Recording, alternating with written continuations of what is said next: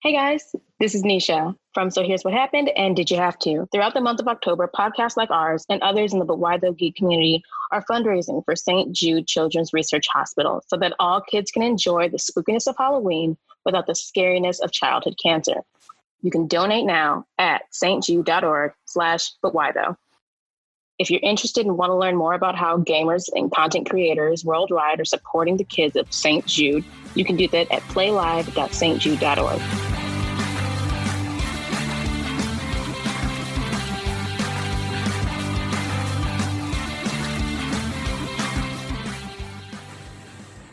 Did You Have To is a proud member of the But Why Though podcast community.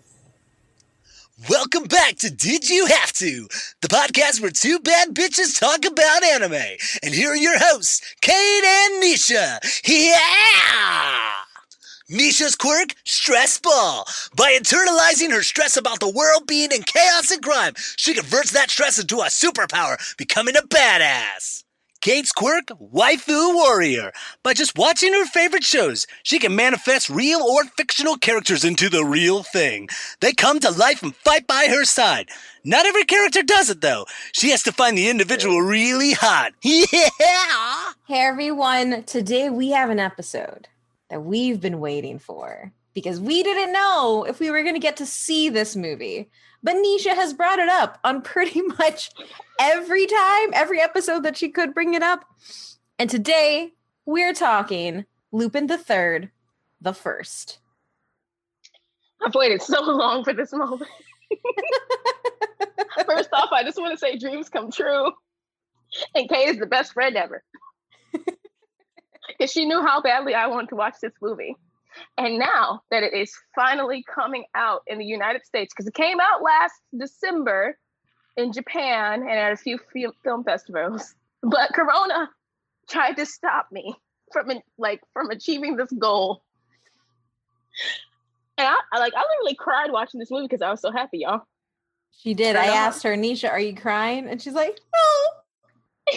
I will explain why my eyes got a little watery at the end, because it matters. But yes, we're finally talking about Lupin III, the First. And we're also going to probably dive into, why do we find Lupin III attractive?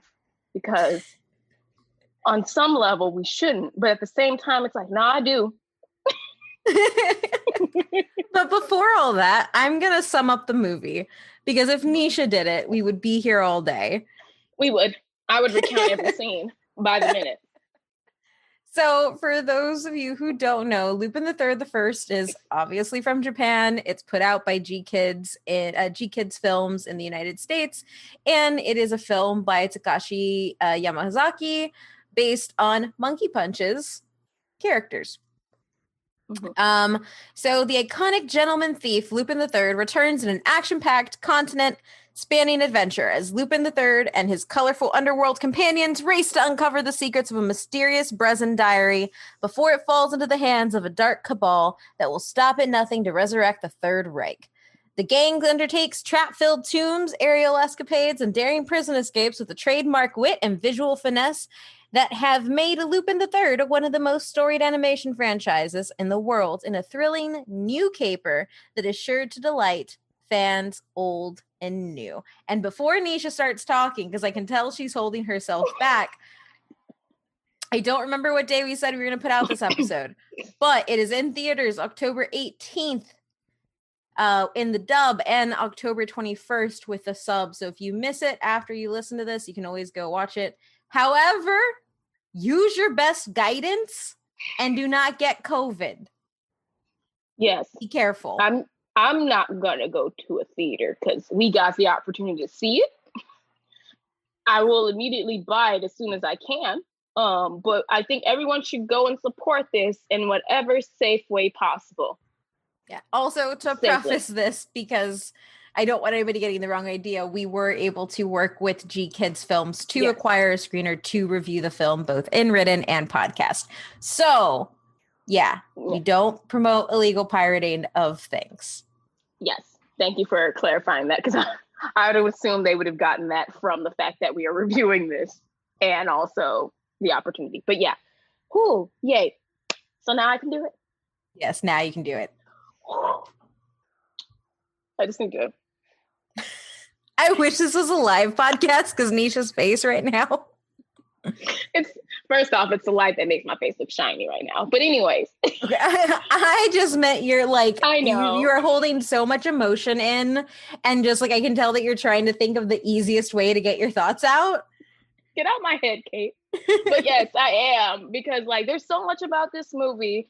But first off, I just have to compliment it for one. I think it fits in perfectly into the franchise. Like obviously it's an adaptation and it's a new story, and we've talked about this as many times that we've talked about anime adaptations and like taking an original source and making a new story that hasn't been told before.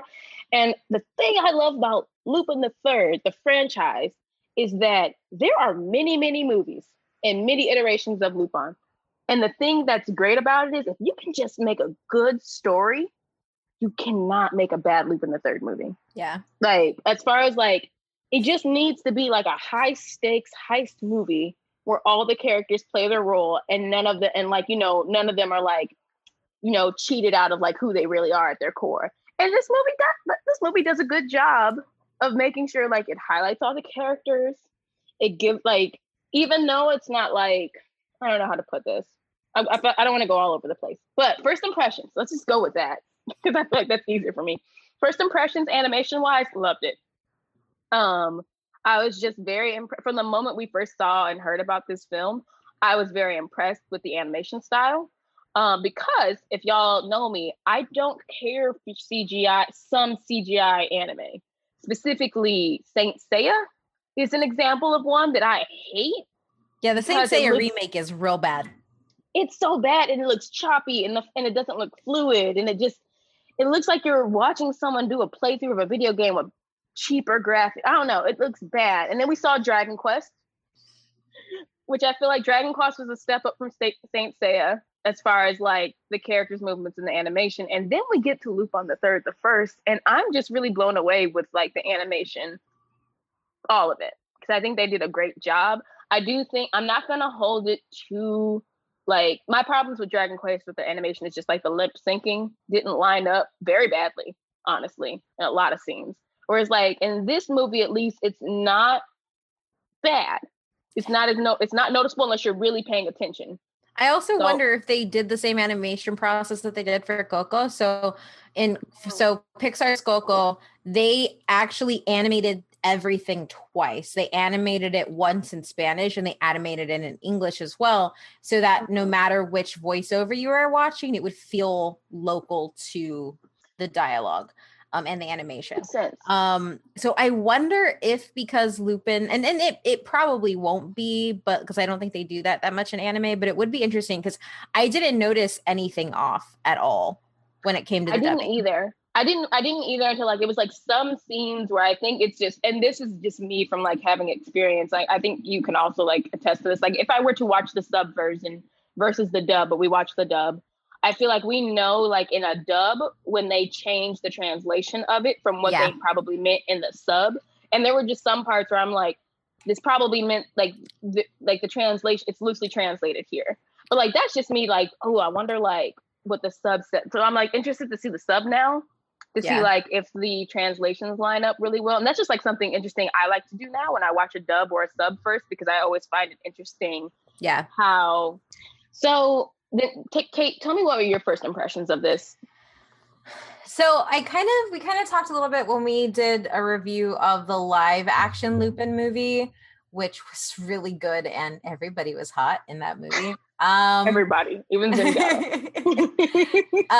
Yeah, even Zenigata. I forgot about that. Oh my God. But yeah, essentially when I came into this one, like I'm not the hugest Lupin fan. Like I saw what was available on Toonami. I've seen Cagliostro and I've seen a few of the films, but Lupin never really hit me to where it was something that I consistently kept up with. So I would say coming into it, I very much came into it from like cool anime movie. And I say anime movie because this is probably the best adaptation I've seen CG wise of anime style and of a very specific anime style, because the shapes of the eyes, the shapes of the faces, the bodies all of it is exactly how it is in 2D, hand-drawn Lupin, but it's fully formed in 3D CG. And that is, I don't know how the hell they did it, because it doesn't look weird. It doesn't. Really good. Because like currently we're having this rise in blends of 2D and 3D, 2D and CG. So if you look at something like Beastars from Studio Orange, and everything like that, it's very different from the traditional hand-drawn 2D stuff we get from Bones. And even Mappa kind of goes into it a little bit of the blending, but we're getting more and more CG, but this just feels different. Like I would say I've never seen an animation style like this at all, because even if you compare it to something like DreamWorks or Pixar here in the States, it's just not that, because if you take the CG picture of Lupin with the anime picture of Lupin, they're the same. Where's that meme? It's the same picture. And so like, that's what I noticed right off the bat. And it's what got me really invested in it, because I'm a sucker for beautiful animation. It's why I like Final Fantasy as a weeb, because it's just pretty. And well, I guess we can talk a little bit more about the animation later, but outside of that, I was wondering how out of my depth I would be, because film number 100 of Lupin, would I have to know all of the other Lupin things? Right. And when I went into it, right off the bat, they do a really good job of telling you like the story just far and introducing each of the extended cast in a way that you understand them and you know them. And obviously like I knew who they were. I mean, I'm in love with Keegan, so like here I am. Because he hot.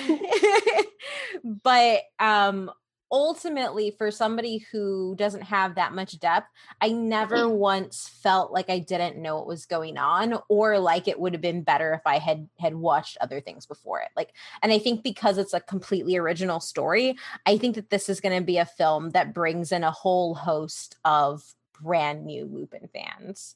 And that's honestly something that I really love about it. I don't feel like, as someone who I would say like I've tried to watch all the Lupin movies, and I've watched all the Lupin III series, like the animated series that have come out, as much as I can as they're available. But it's like, it's the best thing about Lupin III, the franchise, is that I like this movie, and then the franchise itself is like, I think they do a great job of not making you feel like you have to go watch the first movie, the first episode. You don't have to have read the manga to understand like who these characters are. Like you said, Kate, like your introduction is through Toonami, like mine was, but like if you didn't keep up with the most recent animated series of Lupin III, you don't have to enjoy this movie. You can really just come into it, enjoy the story for what it is, enjoy the characters as they're presented, and not feel like you need to know the deep, in-depth history, because it's like, and again, it's a heist movie. And I think it's like the great thing about heist movies is that they introduce and tell you who people are as the movie's going. You don't need, a good heist movie does not need to go into depth and about every character's background. Like, yeah, exactly, because it's about the heist. It's about the heist. And like this movie hits that formula too, where it's like, each of these people are going to come together, and here's what they do, and this is why they need to be on the team, and this is the heist. We're going to go real deep onto why this heist is important, what this heist is, and them executing it. And I think that that's such a phenomenal thing. Anisha, I know heists. You're all about heists. I love heist movies. Just, God, I don't know where it came from, but I love a good heist movie where it's like, I think it has to have come from my love of Lupin III. Like, but like, even like growing up, I think it's definitely like with my dad, like we like heist movies, but then there's also like, what was it? Like the new anime that came out, Imposter. It's like, I can't remember what, Great Imposter. Great Pretender. Great Pretender. Yeah. And I think that one's a great, like, oh, this is like a new generation of Lupin III. And I don't mean to say like, oh, it's like a copycat, because it's not, because you get a whole host of new characters and their own motivations, but it's like, they pull off a heist. Well, even Bebop too. Like Bebop is very much inspired by heist and Lupin when you think about it, when it comes down to character types and the way things are done. Like Faye is very much like Fujiko when you actually compare the two characters, both in physicality and also attitude and how they are. So like I think it all makes sense. And I'm not saying that like I don't love heists. I love a good heist movie. Right. I'm just a little bit more particular of them. And mine came from watching Set It Off on TBS for the first time. Yes. And just like, oh my God, these women are pulling off a heist. That's probably actually, that's it. Because definitely Set It Off, but before I saw Lupin. Before I knew what Lupin was, there was Queen Latifah pulling off heists. Which, that movie, so good. It is real good. And then of course, like, I mean, I love Bebop. I think it was just I'm an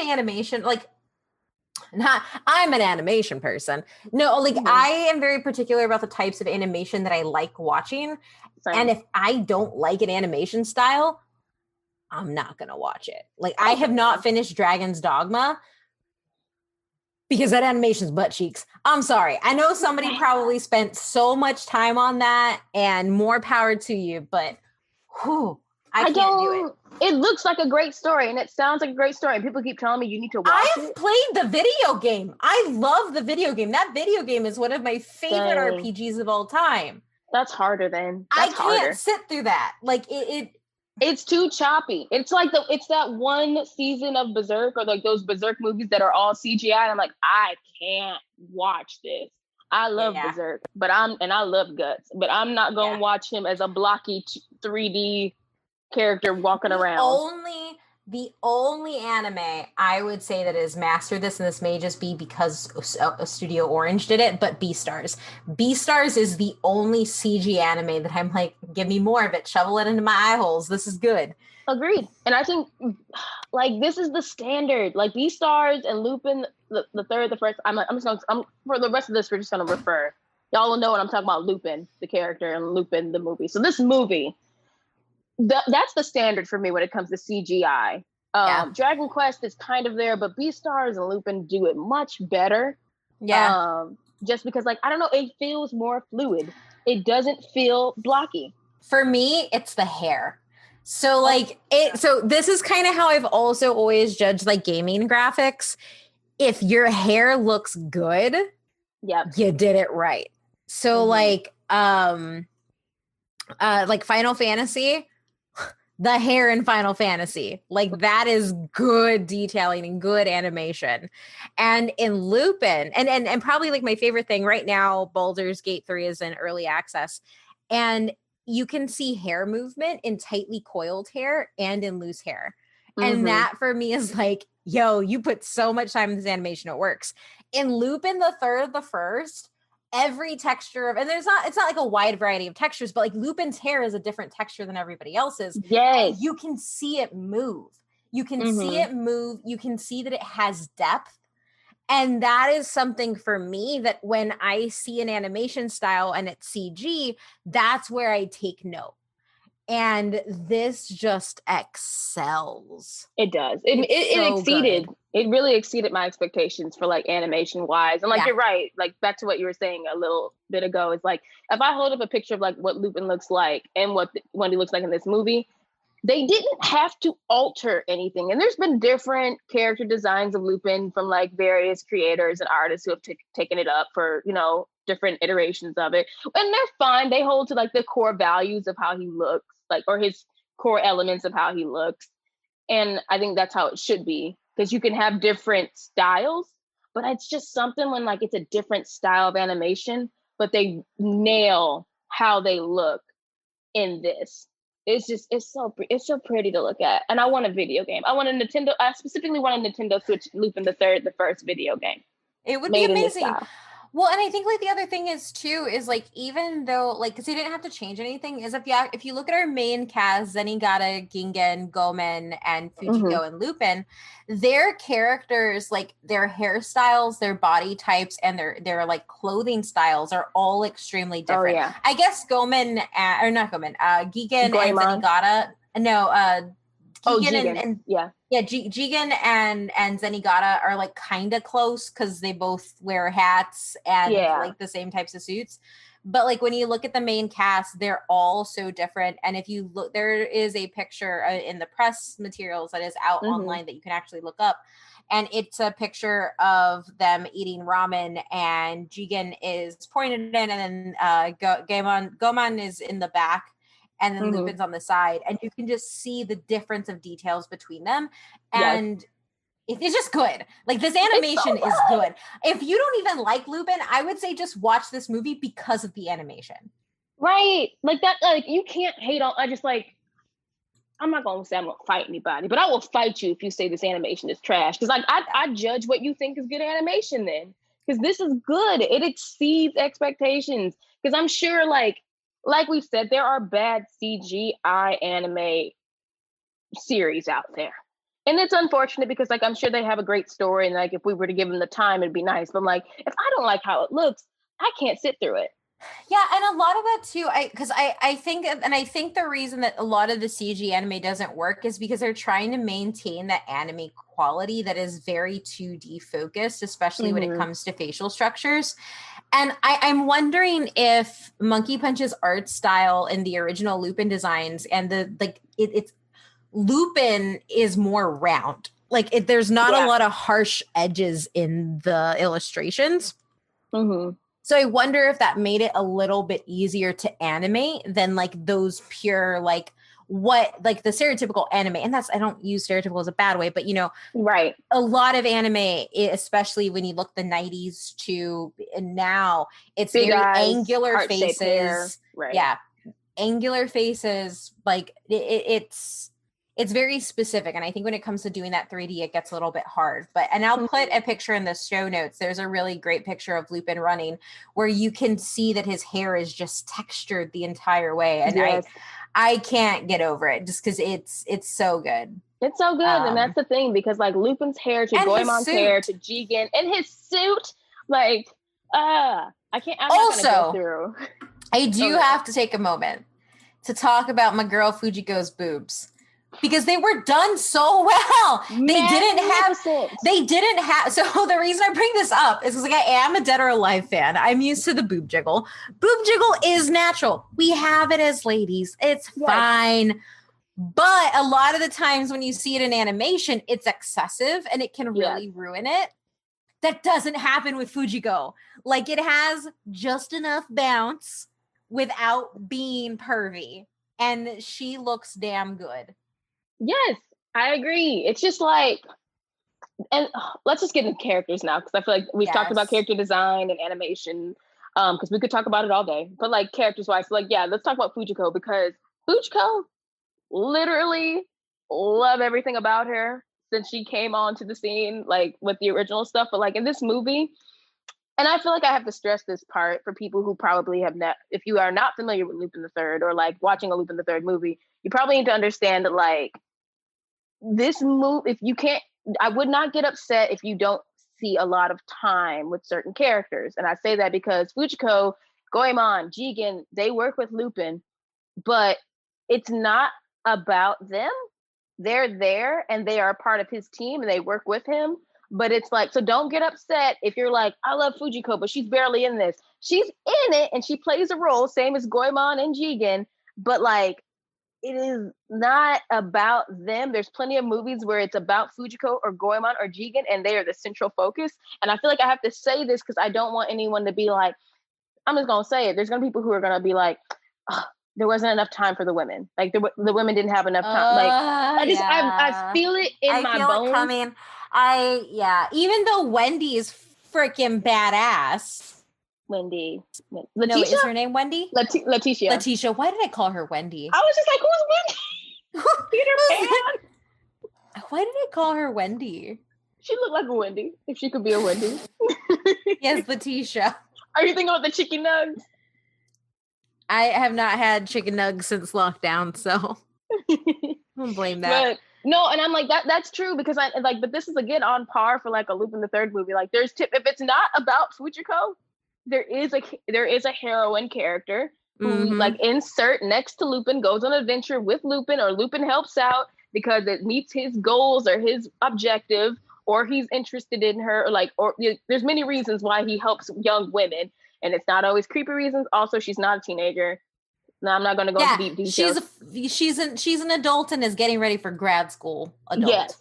To be very clear, because again, we will do another problematic anime episode, and Lupin is on the list because I understand it is problematic in some parts, but that's not on this episode. Lupin is also based on 70s films, and okay. We talked about he's based on 70s films. We'll shelve this. We're gonna take this. We're gonna put it on the shelf, and we will come back to it later. Yes. Next mini anime episode. But yeah, I feel like it's gonna come, and people are gonna complain about like they didn't see enough women or female character times where like Lupin wasn't on the scene. But I'm like, I have to stress that y'all have to understand context. The movie is called Lupin III the First. Lupin's going to have the most screen time, but like Fujiko is a great character, and I think they did a really good job with her in this movie. And she's a femme fatale.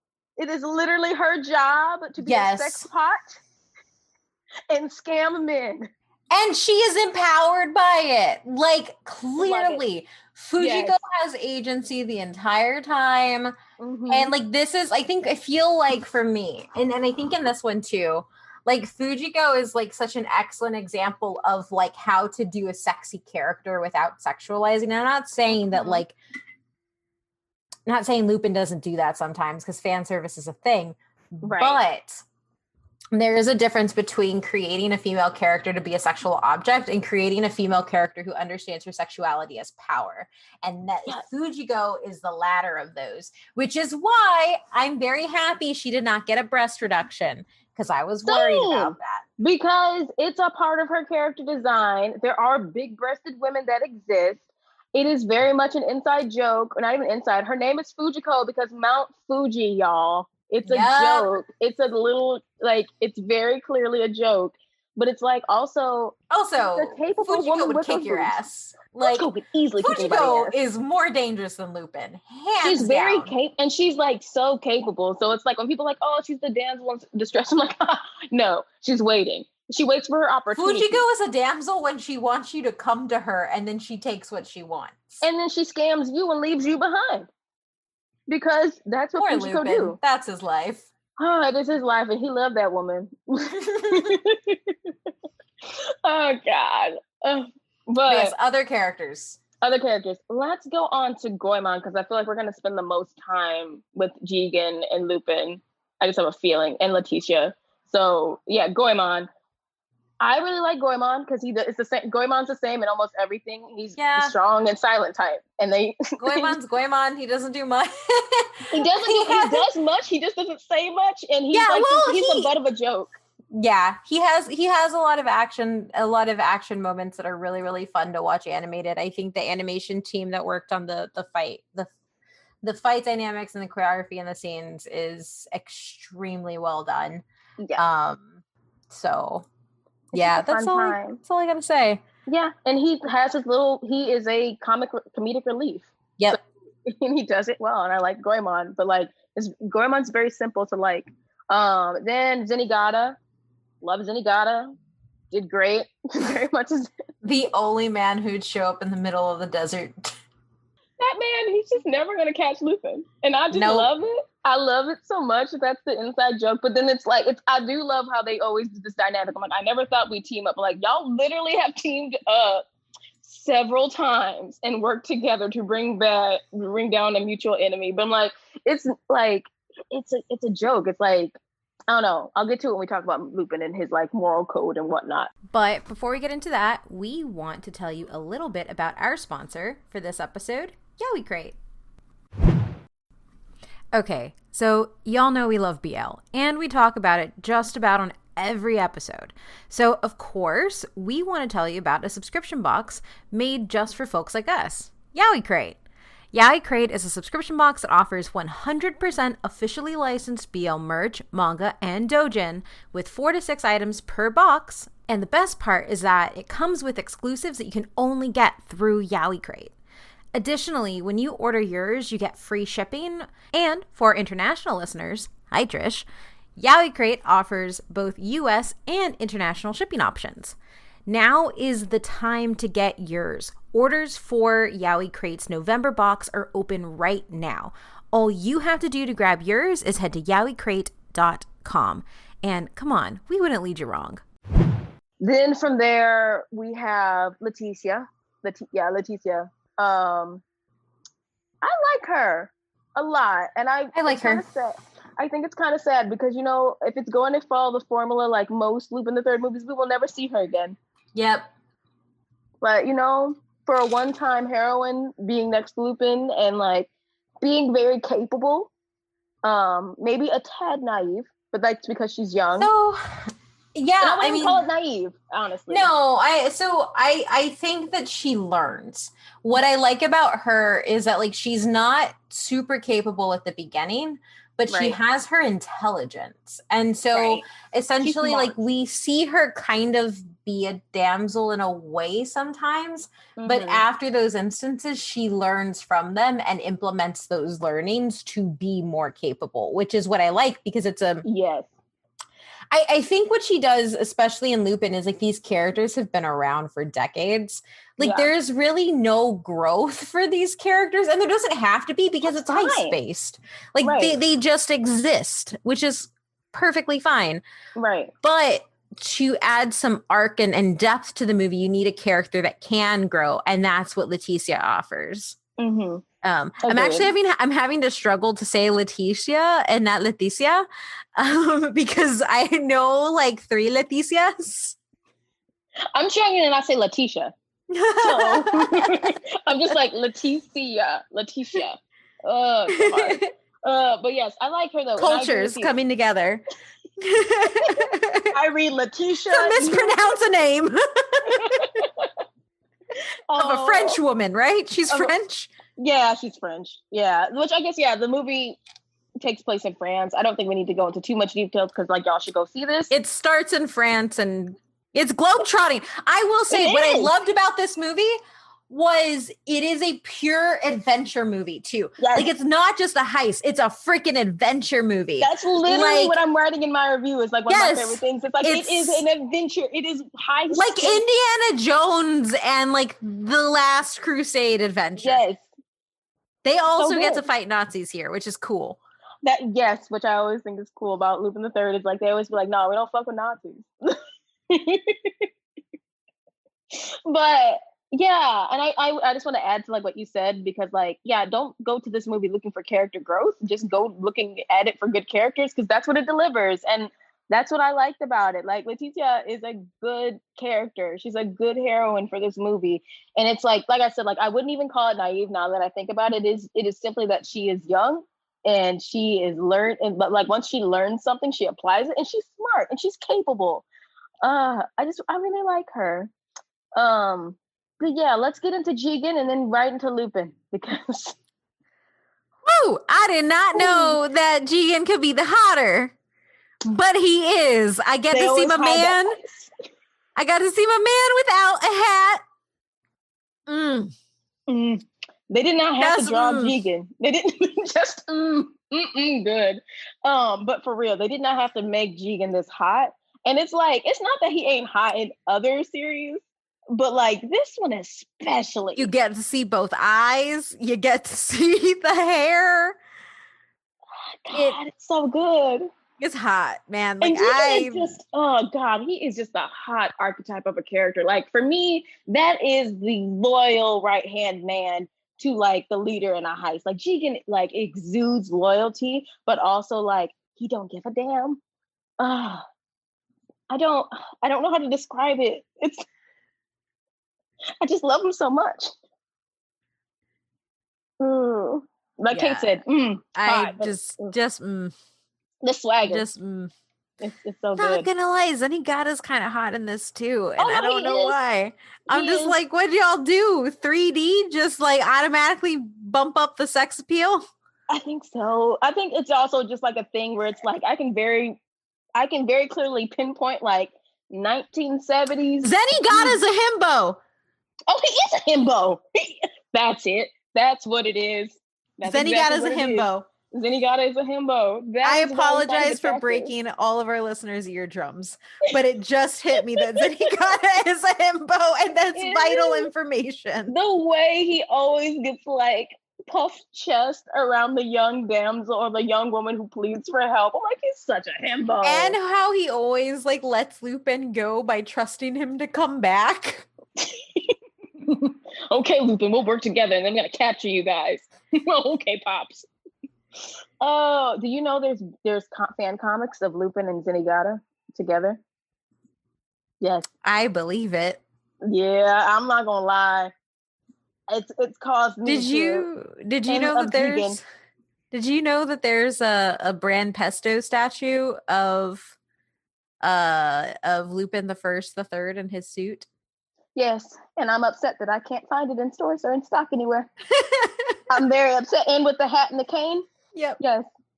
That one apparently came out before the movie. They did not tell us in the United States about it, though, unless we were paying attention. Nisha's ass is going to move to Japan just to get Lupin shit. I've looked online for eBay. I've looked on eBay, and I'm not paying $92 for that thing, but I want it. Sorry, I got a little heated. But I want that statue. It's not fair that it's limited release. But now, let's get on to Lupin. God, I don't know. Again, I think in the last few years, I've realized I'm attracted to Lupin. But this movie, it's just something about this movie where I'm like, damn, Lupin is attractive. And it's just like, it's because they really do a good job for me of like really getting everything that is Lupin right. Like that is about this character right in this movie. Like from his swagger, his charm, him being funny, him just being goofy. It just works so well. And you don't have to change, because like an important thing for people to know is that Lupin originally, like in the manga, he's like a scoundrel. He's a straight scoundrel. He's a womanizer. And, it wasn't really until like, and I'm going to write a piece about this because I think people should know this and it's very interesting and it addresses all the problematic things about Lupin. But like Kate said, it was written in the 70s. They made him a scoundrel, damn near a rapist. But now Lupin is really transformed into just like, he's still a bit of womanizer. He flirts with women, but he also is just like this, not a hero here, but a hero, but like, is it chaotic neutral? I don't know. You're muted. Yeah, it would probably be chaotic neutral. Like okay. He serves to maintain he's not moving things one way or the other. Okay. And he does it for himself. Right. And it's like he does have a moral compass and like a sense of what is right and wrong. And I think that's something that like I love. I'm finding that I really like characters like that. The ones who don't describe themselves as heroes, but they do what's right when they feel called upon it. It's like, that's why I think I'm really enjoying One Piece. Luffy and Zoro don't consider themselves heroes, but they will step in to save people who are in danger. And I'm like, I like this character type, but I'm not going to go down my One Piece rabbit hole this episode. So what are your thoughts on Lupin? I found him very attractive, and I have never found Lupin. I understand that we're just talking about how these characters are attractive and not really their information in the movie. But like, I feel like that's why y'all listen to this podcast. It's 10% talking about why we're attracted to characters. Girl, it's more than that. 50%. 50%. No, I found him extremely attractive, and it was weird. And I think a lot of it just has to do with his personality, because I do think like watching older Lupin, it's very much like, oh, this guy is kind of creepy, which is fine. So like, I know people get mad about it on Twitter, but like seriously, like you can't judge something by 2019 that come out by the 70s.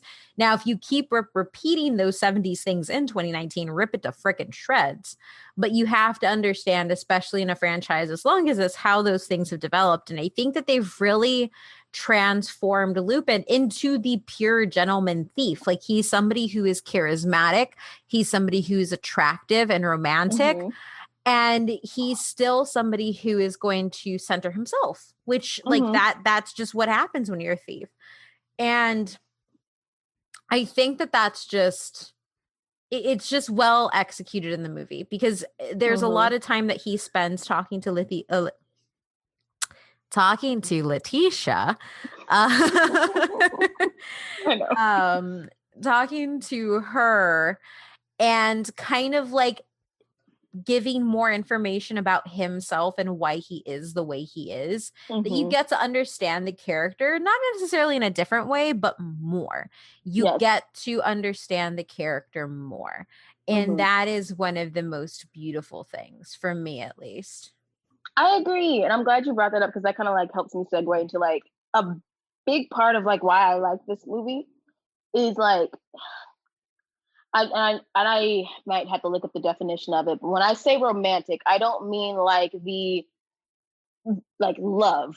I don't think that like Lupin is a romantic when it comes to like adventure and mystery and like the world around him. Like so, like it's like I think like that's how I would describe it. And like romantic, not like in the love way, but like romantic, like when people say romantic at heart, like that kind of stuff. Tell me if I'm butchering it. I don't know. I think that's how I look at Lupin. Like he is enthralled with passion for like adventure and mystery and intrigue. Like, and he like goes and he does what he wants.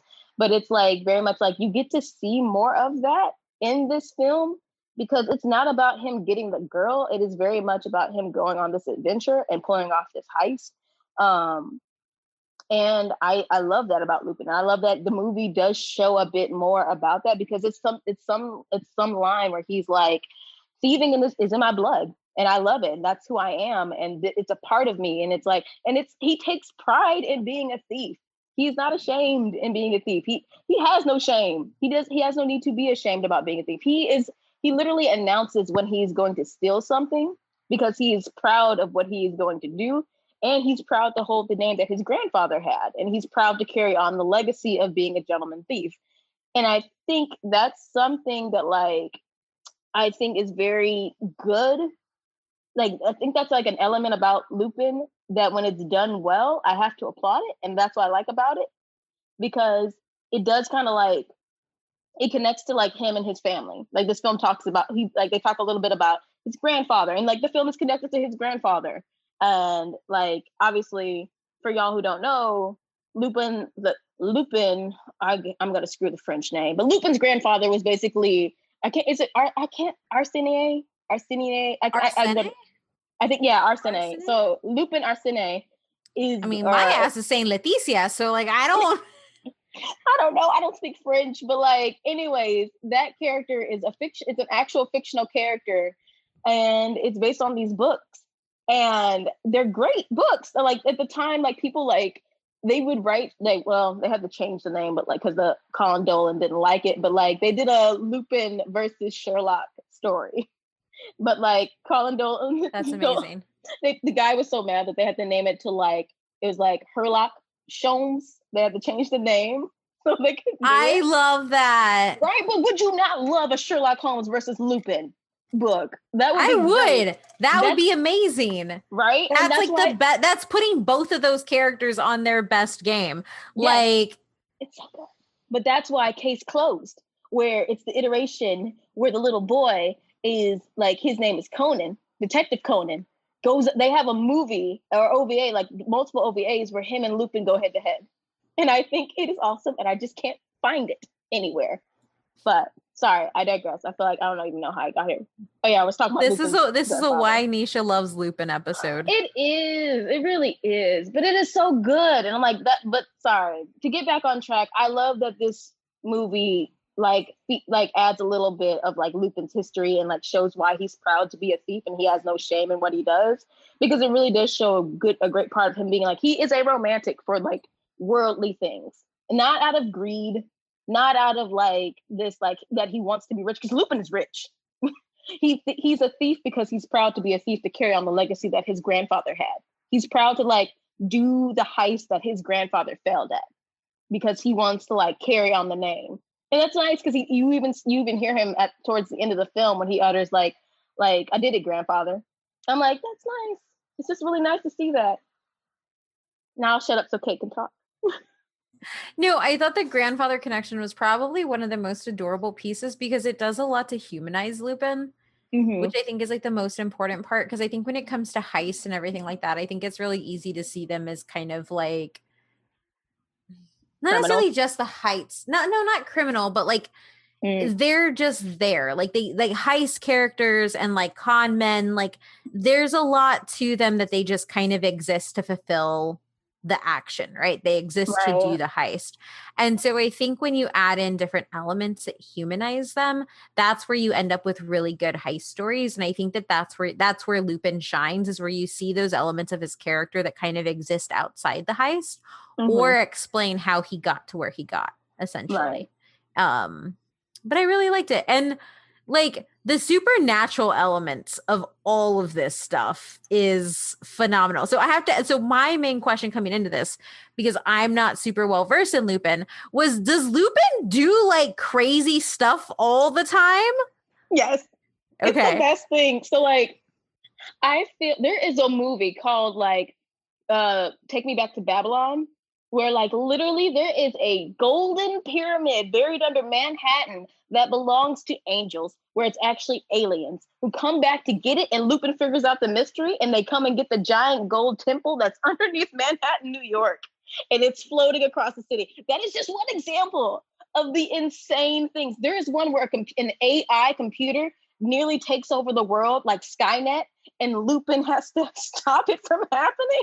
And it's because of Jigen's possible child is the one who can help stop it from happening by playing the piano, because the AI only responds to a certain key. Sorry, like that's like I'm butchering the summaries, but like just to give y'all a taste, like the thing about Lupin III is that like they will just like make the heist the stakes for the heist go higher and higher, and it works. It doesn't have to be a grounded heist. Like, I think the live action we saw was a very grounded version of the heist.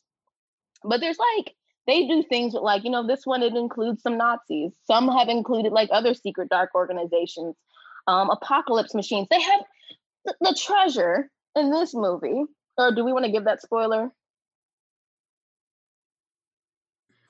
So I want to give the spoiler, because it just shows the height, like why it's kind of like ridiculous. I would give the spoiler. If you don't want to hear it, you can check out right here.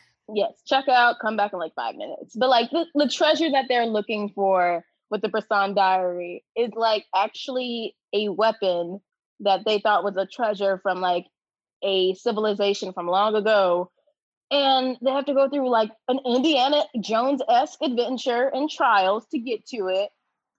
That involves some floating magical orbs in a very prehistoric cave and all that. But like the weapon is a mini black hole generator. And I'm just like, yeah, this is so high stakes, but I'm not questioning any of this, because I totally buy it in Lupin III. Like, I completely buy it. And like, it's because like, yeah, no, the high stakes are a great part of it, but like, yeah, to answer your question simply, this is like the crazy normal. It is all crazy shit. It's all crazy shit. There's like so many episodes I could name off where like there's some like there's the Pink Panther diamond that transforms into an actual Pink Panther in the moonlight. Like that's that. Like there's a tons of them, and I think that's like part of the charm of Lupin, is that the stakes get higher and crazier, and the adventures get even wilder. So yeah, it's great. I mean, and I will say, I hate this animation style for one reason. That's because they make the villain very hot too. Is that actually I hate it because I don't want to like a Nazi, Nisha. Yeah, he's a Nazi. No, I know. Yeah. And he's really hot, and I hate it. It's just his haircut. If his haircut wasn't that nice, I think that's what it is, because like 3 members of BTS now have an undercut, and I'm like, oh. That's all it is. See, you don't think he's hot. It's his hair that makes him hot. But yeah, no, he's a Nazi. So no. He's a Nazi. But you do get to see Lupin take down Nazis, and that's all that matters. Lupin saying Nazis lose. It's just like, thank you, Lupin, for saying white supremacy can't win. But since we're going to talk about the villains, the one thing that I did not like, and it pains me to say this because I would say this movie is perfect otherwise. You have the villain, I guess, like what's it called when he's not the true villain and he's like the secondary villain? There's a term for it. Darn it, I'm just gonna look up his name. I'll cut it out. Okay. The one thing I did not like about this was Professor Lambert. He is the scientist that is working with the Germans because he was with them before, and basically he's a sham. First off, he is the reason that Letitia's family's dead. He then adopts her after a few years. Which I couldn't tell if it was guilt or... No, it wasn't guilt. So he could use her. And that's the thing. It's like, I don't like this trope in storytelling when it happens, but it's, I can't say the trope, but basically he adopts her because he plans to use her to one day access the Bresson Diary because, another spoiler, Letitia is the real granddaughter of Professor Bresson, who was the creator of the diary. And I'm not going to give any other spoilers because the deeper spoilers are even better than what we've already said. But anywho, so he adopts her with the plan to literally use her all her life, and like he even like he takes her work and plagiarizes it, uses it for his own gain, and all this other stuff. So he has this jealousy because he's not as good as her, and like, oh, she's better than him is what I should say, and she's so young, and he's by that. But what makes me more mad is when films do this with villains, and it's that you see the villain mistreat the character. Then specifically him saying that he's her granddaughter, that he's her grandfather. He talks to her terribly throughout, like, you useless child. Like, this girl believes you to be her only living family. You call her useless. You say she's not ready for things. He makes her doubt herself. All her self-doubt stems from him. And then when he decides that he's going to betray the Germans, which in my brain, I'm just like, it's not adding up. Like, if you're going to betray the Germans, you should have killed off the dude who was in the room with you first before you claimed that you were going to take it. So, like, I just felt like the execution of the dynamic of the power shift with him trying to seize power was off. It felt rushed because I'm like, if you really were going to take control, you would have killed that dude first, and then you would have taken control completely. So that didn't work out. That just felt like weird pacing for me. Then Letitia is put in danger, and she's about to she's about to get shot, and he steps in front and takes the bullet for her. So he sacrifices himself for her. I just don't like when villains sacrifice themselves for somebody as a way to absolve them of every bad thing they've done, because it doesn't feel genuine when it's not done right. And in this movie, I just don't believe that he actually cared for her on that level. Like, we only see one moment when she's like a toddler and he adopts her and he looks at her kindly. We don't get any flashbacks of him like having, tender moments of teaching her or caring for her. We only see him using her as a tool, which, it makes me think of, Thanos and Gamora.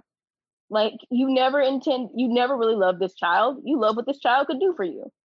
So, or like, they're not your, I don't know. I just didn't like that execution. She's an object to him. And then at the very end, they try to make it seem like there was an actual bond despite never showing it ever. Yeah. So yeah, I agree. It does seem like that trope. Yeah, it does. Like, if they had dropped hints that he did actually care for her throughout the movie, it wouldn't have fallen into that, let's absolve the bad guy by making him like sacrifice. Right, exactly. Because I'm like, I would have bought the self-sacrificing and him actually caring for her if we had at least one flashback of them actually showing they had a tender, loving bond as grandfather and granddaughter. But we don't see that, so I don't buy it. Even when his intentions of not letting her go to Boston College and like him threatening to like expose her as a thief and everything, I'm like, this man does not love her. He would let her go. He would not want her to be a part of like mass destruction. Like, he wants to control her, and he wants to keep her small. So it's like, I don't buy it. I just don't buy any of it. So yeah, I didn't like it. I didn't like that. I didn't like that part of it. And I think after he's out the way, we can skip that part because I think that's stuff that y'all should see because it's really fun. And again, more Lupin shenanigans. But that's honestly the only hang up I have about this film is that I did not like how they did the whole villain sacrifices themselves, so they're not that bad now. Yeah, I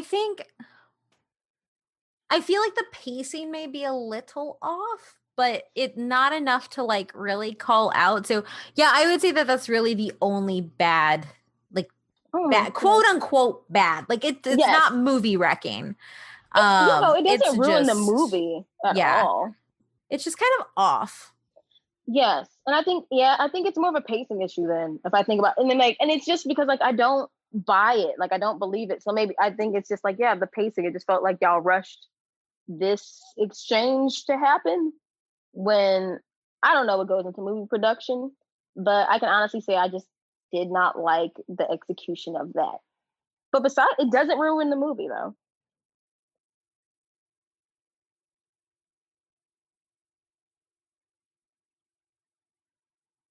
I'm trying to think if there are any other reasons because I want to find more critiques because I feel like this is a movie that I would critique more, but I just don't have them.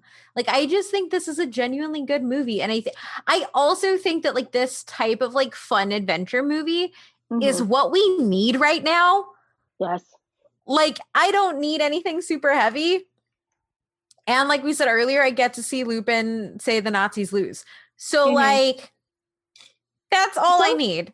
I feel and that's where I'm struggling with it also is a little, not I'm looking for things to be bad with it, but it is just it is a fun adventure movie. It is a solid movie. Even if you are not well-versed in Lupin or familiar with it at all, I think people could go into it and enjoy it for being a fun adventure heist anime movie. And it can just be that simple.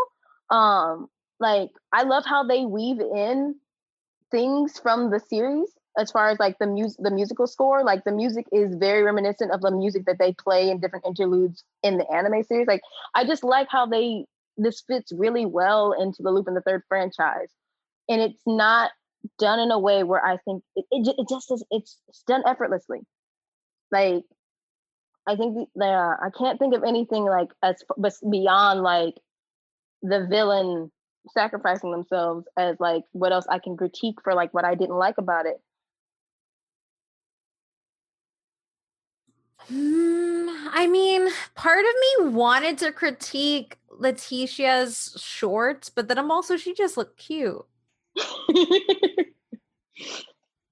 No, you're right. Looks super cute. She does. She just looks like an archaeologist. She does. I'm that's what I would wear to go adventuring. Right. And I guess we could talk about this. It's I would say this is pretty family friendly. Yeah. Yeah. Actually, this is really family friendly compared to other Lupin things. Yeah. I would not let a child watch a Lupin III show, but I would let them watch this movie. Also, it is very much what Hayao Miyazaki did with Count of Cagliostro. It makes me think of a lot of people so fun fact. Count of Cagliostro got a lot of bad reception when it first came out because people were only really familiar with Lupin from the from the manga. So I'm not 100% sure if Count of Cagliostro was the first anime version of Lupin, but I think that was the first time a lot of people saw Lupin III, and it's Hayao Miyazaki. He doesn't really sexualize women. And, so that's one thing. And he makes strong female heroine characters. So a lot of people critiqued him because they felt that he made Lupin seem like a hero. And they're Lupin's not a hero. But the thing that he did do Lupin is that they showed I think he humanized Lupin. So similar to what we said this movie does, it shines a light on Lupin's humanity and it humanizes him because you see more of his motivations and why he loves to be a thief. Whereas if you were to read the manga, you could clearly see he's just a scoundrel who's a thief. And I think that's the difference too. You can humanize a character without making them a hero. Yes, Exactly, because he's a hero. Horikoshi did that to Shigaraki. He humanized that evil ass villain and did not make him a hero. You still wanted to give baby Shigaraki a hug, and you still want your baby boy Deku to kill him at the end. It's just how I hope you do. That's just that's how it works. And this isn't both. It doesn't exactly. I'm glad you knew what I meant by that. It doesn't have to be one or the other. Like I can have sympathy for baby Shigaraki, and I can also look at adult Shigaraki. I'm like, oh no, he got to die. Has to die. It's the only way to end that man. It's not because people are so quick to be like, well, it's black and white. Either he's a hero, he's not. I'm like, no. The good thing about Lupin, and like I'll say this. Thank you, nuance.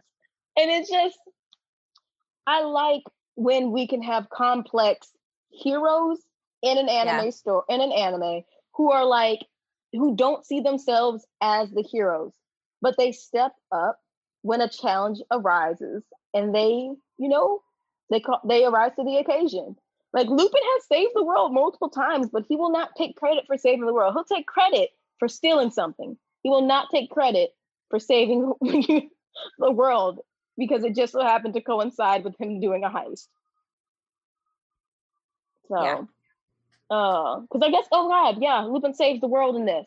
I just realized that. Yep. But he didn't care. He just went on to the next heist afterwards, which is why it's Lupin and why it's great. Like, how do you go from like stopping a black hole generator, falling in the hands of Nazis, to like, all right, it's time to move on to the next heist. Bye. Oh, I just love it so much. Yeah. I think that's the thing. Like, Lupin doesn't think about the next good thing he can do. He's just like, oh, I wasn't an asshole because these other people were bigger assholes. Yep. I want to live my life of crime still. And I think that nuance and his ability to kind of be apathetic towards his world-saving deeds is actually something that's really compelling and works really well. Right, exactly. Because like Lupin has a moral compass of somewhat, but that doesn't stop him from being a thief. Yep. But I feel like we've said all that we can say. I mean, I know I could talk about this. I'm like, you haven't, but I have. It's hard because I'm like, I don't ever like just plainly saying like something is perfect. And I've already given my one critique on this thing because I'm like, I'm really trying. Like, I'm not like blinded with Lupin goggles. Like, I really do think this is a great movie and it does a great job and it fits well into the Lupin franchise. And I think this is great. It's a new way to bring in a new generation of Lupin III fans who like, and also, the last part I can talk about, the dedication to Monkey Punch at the end. Yeah. That is when my eyes got a little watery. Because for those of you who don't know, Monkey Punch, the creator of Lupin III, died, sadly, before the release of this film in Japan. And, you know, I was kind of surprised at myself when I got kind of choked up when I found out about his death. And I think it's just because, like, I've always loved Lupin III. And I don't know, it's like, I don't even want to, like, utter any of my favorite creators right now because I'm superstitious as hell.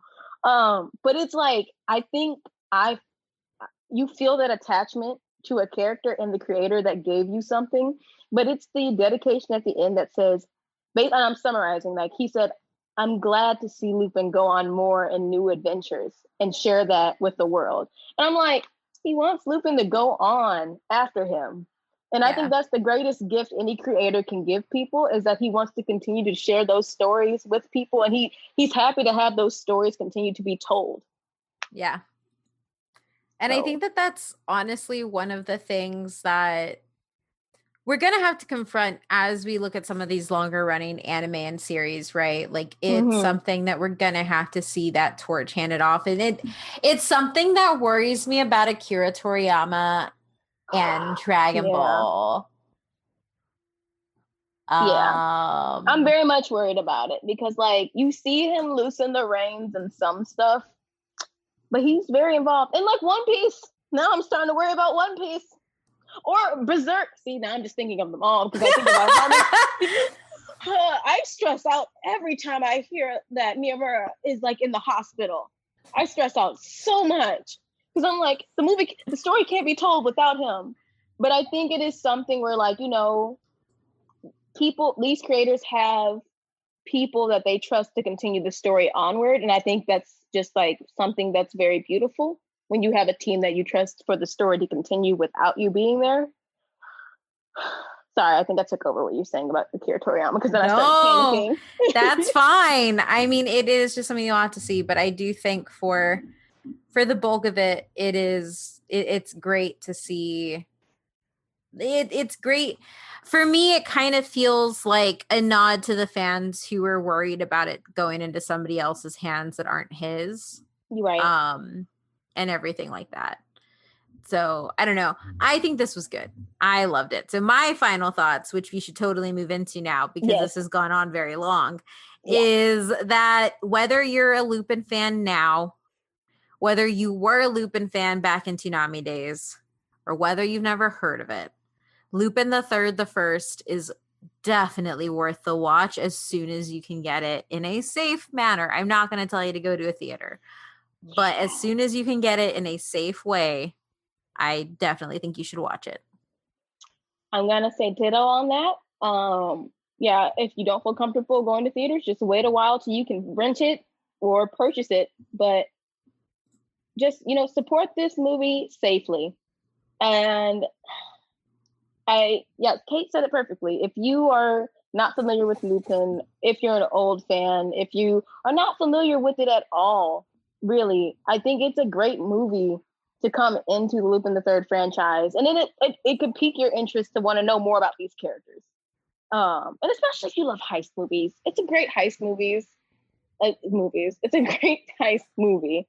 So, God, I just love it so much. It exceeded my expectations as a Lupin fan. So, yeah. With that brings us to a close. So, you want to tell them where they can find you? Yes, you can find me at Oh My Myth Randier on Twitter, and you can make me sing a song if you donate $50 to St. Jude Children's Research Hospital at stjude.org/but why though.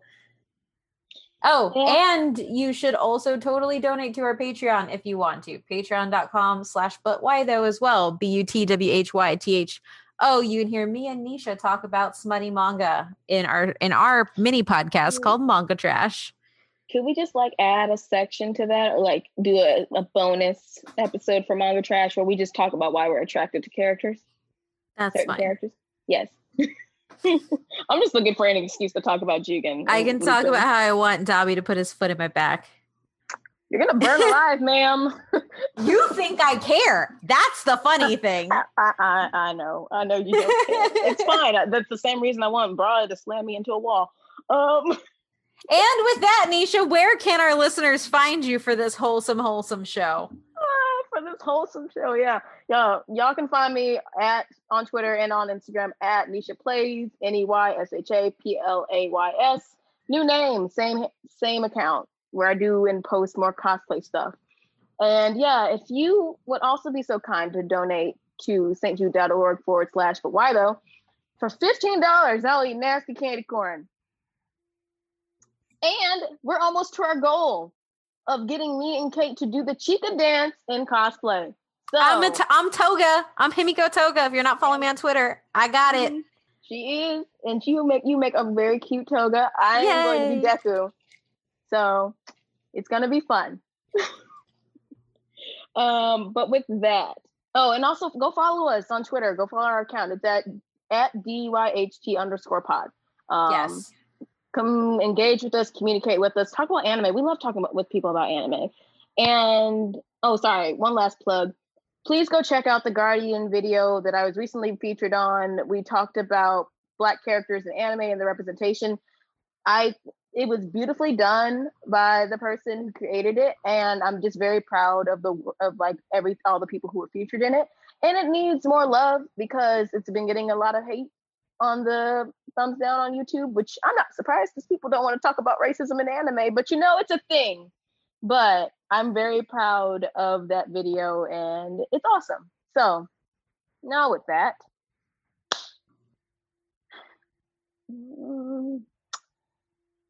will Kate and I ever figure out why we are attracted to Lupin? Will Kate ever like an anime man who isn't unredeemably evil? The answer to that is no. And will you go watch Lupin III the First? Find out next time. Or did you have to? Bye. Did You Have To is co-produced by Kate Sanchez and Lanisha Campbell. Our intro is done by Dr. Emery Stephen Daniel. And our outro and intro music is by Benjamin Tissot, aka Ben Sound.